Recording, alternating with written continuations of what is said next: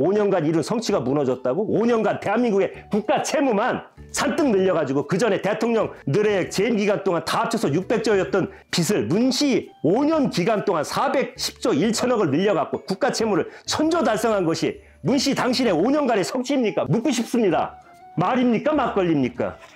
문재인 씨, 당신은 대한민국에 탄생하지 말았어야 될 역대 최악의 대통령이라고 나는 생각합니다.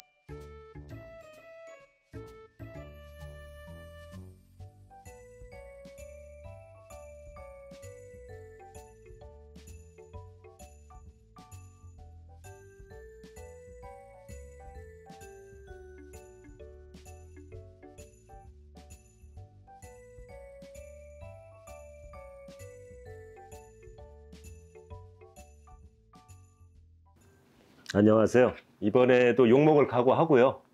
무속하고 관계없는 영상인데 주제는요. 윤석열 정부가 전 정권인 문재인 정권을 심판하고 청산해야 하는 이유.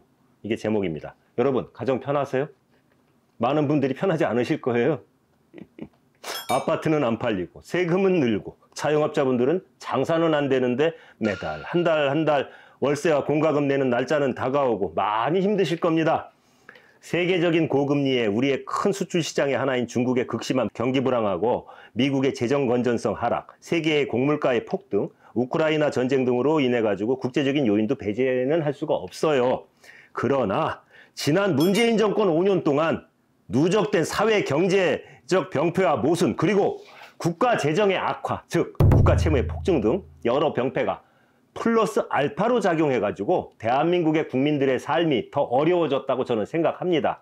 전기요금과 가스요금의 인상 요인이 발생을 해가지고 요금 인상을 요청을 했는데 문재인 씨가 자기 퇴임 후인 윤석열 정부의 그 뜨거운 감자를 떠넘기기 위해 가지고 임기 막판에 요금 인상을 승인을 하지 않고 버텼다는 사실은 여러분도 언론을 통해서 익히 알고 계실 거예요. 자, 그럼 지난 문재인 정권 5년간의 병폐와 모순, 부조리에 관해서 살펴보도록 하겠습니다. 첫 번째, 부동산 정책이 줄줄이 폭망했고 그로 인한 피해는 국민들이 다 감수해야 됐죠.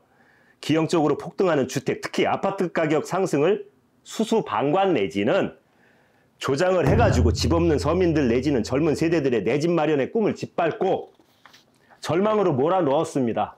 집권 5년간 발표된 부동산 관련 정책만 해도요 23번이에요. 통계상으로 서울의 집값은 40% 이상 폭등했으며 체감하는 아파트값 상승폭은 2배에서 3배에 달합니다. 취임 첫 해인 2017년 8월 2일 발표된 주택가격 안정화 대책이 있는데 그 발표 내용은 그래요. 투기와의 전쟁이랍니다. 명색은 다주택자 양도소득세 중과, 대출 규제 강화, 재건축 조합원의 지위 양도 금지, 청약 1순위 제도 강화 등을 총망라한 정책이었어요. 이건 부동산 규제의 완결판이라고 할 수 있는데 2018년에도 9.13 대책이라는 강력한 대책이 나왔어요. 그 주요 내용은요. 2주택 이상자는 전세자금 대출 금지, 서울시 전 지역과 분당, 과천, 하남, 세종 등 규제지역에서 주택을 보유한 사람은 주택을 새로 구입할 경우 주택담보대출 금지 등이 주요 내용이었어요. 이어서 2019년 12.16 대책부터 다소 무리한 정책이 이제 입안이 되기 시작을 하는데 이 정책의 주요 내용은요. 투기지역과 투기과열지구 내 시가 15억 원을 초과하는 아파트를 담보로 한 주택담보대출 금지, 그리고 9억 원 초과 금액에 대해서는 주택담보대출 비율, 다른 말로 LTV라고 하는데 이거를 20%로 대출 한도를 제한했고요. 이는 서초, 강남, 송파 등 강남 3구에 쏠리는 현상에 따른 조치였다고 이제 그때 그렇게 발표가 됐죠. 그리고 대출이 막히고 옥죄어지니까 주택 예비 매수자들은 영끌 투자로 이제 갈아탔어요. 주택담보대출이 막히니까 신용대출이 막히니까 사업자 대출을 받아가지고 아파트를 구입하는 경우가 늘어났고, 정부는 신용대출로 주택을 매수하지 못하도록 하면서 자금 조달 계획서 검토를 강화하기 시작을 했습니다. 여기서 문제는요, 연이은 대출 규제의 피해자는 대부분 무주택자와 1주택자였다는 것이에요. 이들은 대출을 받지 않고서는 집을 살 수 없는 계층이기 때문입니다. 집값이 뛰고요. 대출의 문이 막히면서 무주택자들이 내 집을 마련하는 데 걸리는 기간도 상대적으로 더 길어졌고 그들의 절망감도 더 커졌어요. 더 이상 집을 가질 수 없다는 공포감이 부동산 시장을 그 상승세에 기름을 분 거예요. 그런 격이 돼갖고 대출을 받지 않고 집을 구입할 수 있는 사람은 몇 퍼센트 안 되는 현금 부자인데 대출길이 차례로 막히니까 지금 집을 사지 않으면 안 된다는 이제 공포감이 엄습해 왔겠죠. 그래서 더 수요가 몰리게 된 겁니다. 문재인 정부는 2017년 출범 시부터 다주택자 전체를 때려잡아야 할 투기 세력, 적폐 세력으로 단정을 하고요. 세금 폭탄 수준으로 세제를 강화했습니다. 2014년에 폐지됐던 양도세 중과세를 부활시켰고, 즉 조정 대상 지역 2주택자는 기본 세율의 10%포인트, 3주택 이상 보유자는 20%포인트를 더 내도록 한 거예요. 2020년 발표한 70 부동산 대책에서는요, 다주택자의 세액 부담을 더 늘렸는데 4주택 이상 보유자에만 적용해오던 취득세 중과세율 4%를 2주택자 8%, 3주택 이상 12%로 세분화했고 다주택자 종부세 중과세율은 최고 6%까지 높였어요. 그럼에도 집값은 하늘 높은 줄 모르고 지속적으로 상승을 했지요. 국민 평형이라고 일컫는 아파트 전용 면적 84제곱미터의 가격이 10억 원을 돌파한 시군구가 문정부가 출범한 2017년 13곳에서 2022년 68곳으로 문정부 5년간 5배 이상 늘어났습니다. 같은 기간 10억 원이 넘는 가격으로 거래된 건수도요. 2,711건에서 8,789건으로 3.24배가 증가가 됐어요. 자, 부동산 투기 세력을 잡겠다고 발표한 엉터리 부동산 대책과 강화한 세금이 집값 상승은 전혀 잡지 못하고서 2022년 거의 60조 원에 가까운 초과 세수로 이어졌다 이겁니다. 그러니까 돈 많이 걷어들인 문재인 정부만 승자였던 거예요. 게다가 임차인의 권리 증진을 위한다는 명분으로요. 2020년 8월에 도입된 소위 악법이라고 일컫는 임대차 3법은요. 아주 문재인스러운 악법으로 전월세값 상승을 더 부채질했습니다. 임대차 3법 시행 전 1년 이상 끔찍을 안 했던 월세도 임대차 3법으로 전세 시장이 요동을 치니까 급격히 상승하기 시작을 해요. 이렇듯 단기간 내에 주택가격이 폭등을 하니까 집 보유 여부에 따라 커진 자산의 격차에 사람들은 상대적 빈곤감, 박탈감에 떨며 이제는 내 소득으로는 집값 상승폭을 따라잡을 수 없다는 탄식이 여기저기서 흘러나오게 됐어요. 절망감하고 열심히 일해서 뭐 하나? 집 하나 못 살 텐데 하는 회의감에 많은 국민들이 좌절해야 했던 것입니다. 문제는 여기서 끝나지 않았습니다. 그 후 부동산 시장이 정상화되면서 비정상적으로 폭등했던 주택시장이 냉각되기 시작한 거예요. 거기다가 세계적 금리 인상의 여파로 무리한 대출을 끼고 심하게는 영끌해서 아파트 가격 폭등장에 뛰어들었던 분들은요.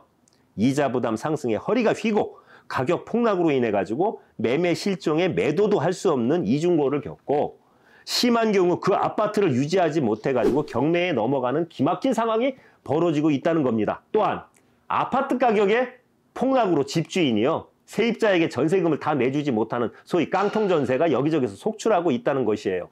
문재인 정부는 부동산 정책 폭망으로 기억될 무능한 정부입니다. 문재인 씨, 양산에서 국민들 혈세로 잘 먹고 사십니까? 마음 편하고 밤에 잠 잘 오시나요? 두 번째, 탈원전 정책을 시행을 해가지고 멀쩡한 원전을 갖다 영구적 불능 상태를 만들었어요. 그래서 탈원전 정책의 후폭풍으로 2030년까지 47조 원의 추가 비용이 발생하게 한 죄. 서울대 원자력 정책센터의 연구보고서에 따른 추가 비용입니다. 문정부는 건설 중이던 원전공사 중단, 신규 원전 건설계획 백지화, 원전 계속 운전 금지, 월성 1호기 조기 폐쇄 등으로 엄청난 국고 손실을 입혔습니다. 문재인의 무리한 탈원전 정책은요. 전력 생산 원가의 상승으로 이어져 갔고 전기요금의 상승을 초래했고 우크라이나 러시아 전쟁으로 촉발된 에너지 위기하고 맞물려 가지고 지난해 한국전력의 32조 원의 영업 손실의 주된 원인이 됐어요. 자, 윤석열 정부가 탈원전 정책을 공식적으로 폐기했지만 탈원전 정책에 따른 파급 영향은요. 향후에도 상당 기간 이어질 전망입니다. 세 번째, 코로나 방지라는 미명하에서 원칙도 없이 사회적 거리두기, 자영업자의 영업시간 제한 등을 마구잡이로 실시해가지고 국민의 인권을 탄압하고 영세 자영업자들을 빚더미에 올려놓은 죄.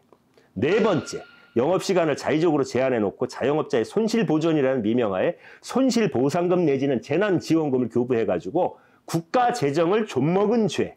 5번째, 코로나 사망 확진이 인구 대비 세계 최고 수준이었음에도 K방역의 성공을 자화자찬하면서 국민을 희망고문한 죄.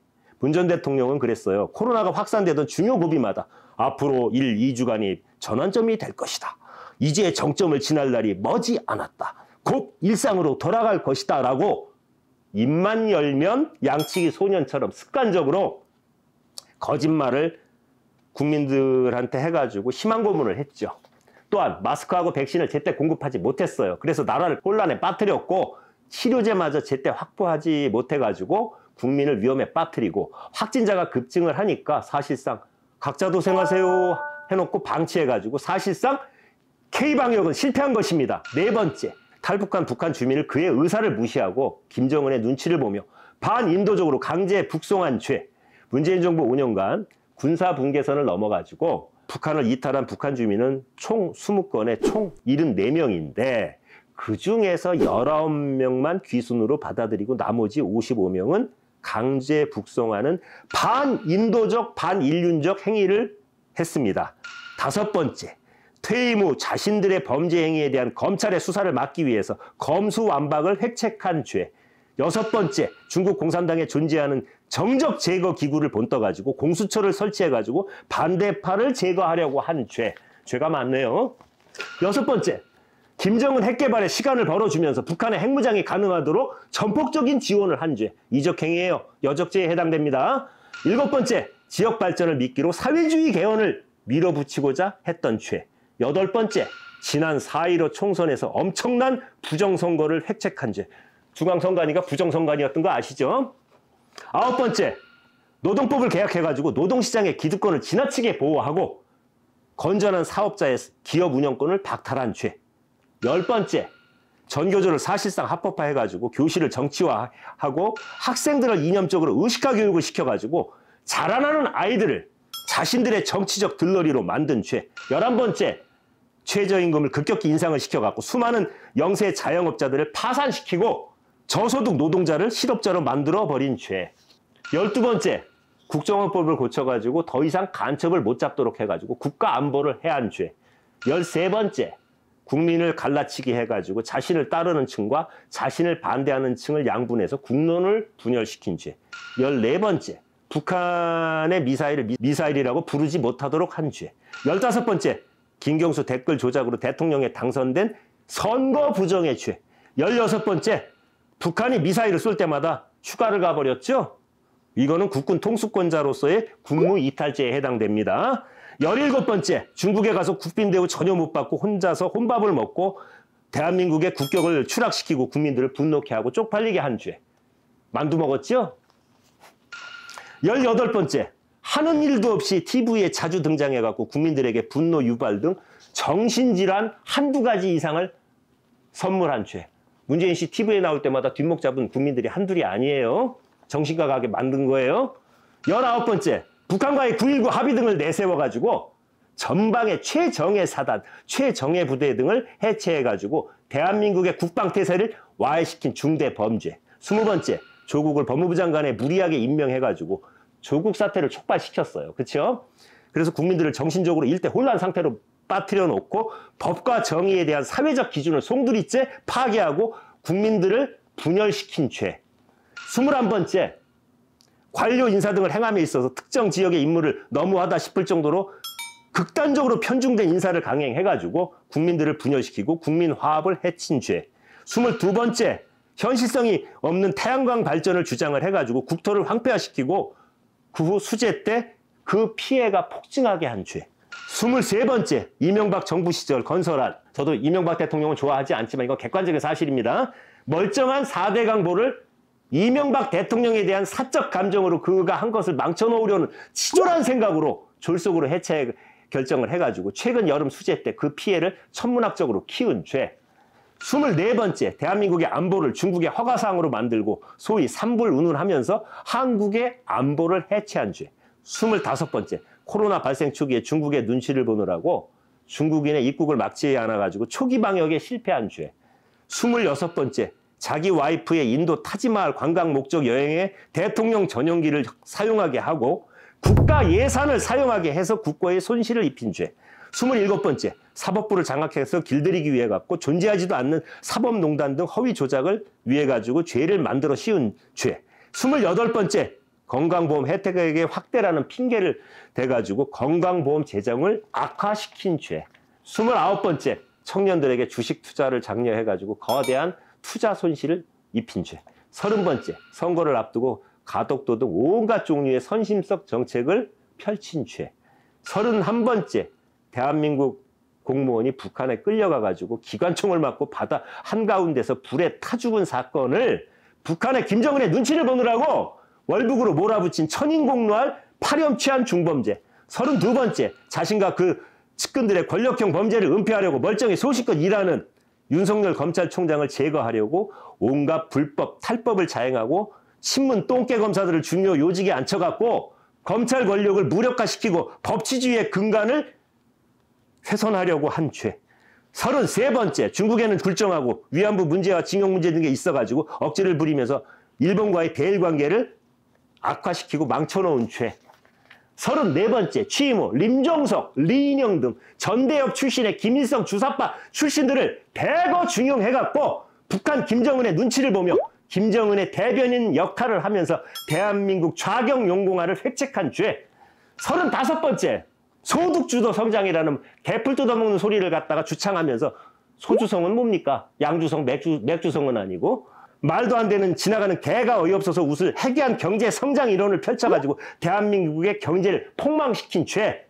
36번째, 경제정책의 실패로 대한민국 경제를 폭망시켜 가계부채를 사실상 최악으로 늘려놓은 죄. 37번째, 열나네요. 내가 흥분이 되네요. 37번째, 기획재정부, 국정원 등 국가 주요기관에 민노총, 운동권 등 자신과 좌익사상이 맞는 인사들을 대거 낙하산 인사로 투입해갖고 전문성이 전혀 없는 좌빨들이 자유 대한민국의 국정운영을 혼란스럽게 하도록 유도한 채. 38번째, 촛불 시위로 권력을 장악한 자신의 권력의 정당성을 인정받기 위해 갖고 돈 한 푼 받은 것 없는 박근혜 전 대통령에게 온갖 혐의를 뒤집어 씌워갖고 무려 33년형을 선고받도록 하고 오랜 시간 감옥에서 수용 생활을 하도록 한 죄. 39번째, 자신의 사상과 이념을 대한민국의 국민들에게 강요하기 위해 갖고 약산 김원봉을 추앙한다는 발언을 하고 좌익사범 신용복 교수하고 사회주의자 리영희를 존경하는 인물로 표방을 해갖고 대한민국 국민들의 사상적 정체성에 혼란을 일으킨 죄. 40번째, 재임기간 5년 국가 채무를 410조 이상 폭등시켜갖고 국가의 성장 잠재력을 죽이고 대한민국의 국가 재정 건전성을 파괴한 죄. 당신이 무슨 낯짝으로 양산에서 경호를 받으면서 전직 대통령으로서 예우를 받으면서 헛소리를 삑삑해대고 있는지 양심이 있는지 묻고 싶고요. 퇴임하면서 하는 말이 여러분 저 대통령 한 번 더 할까요? 웃기고 자빠지셨네요.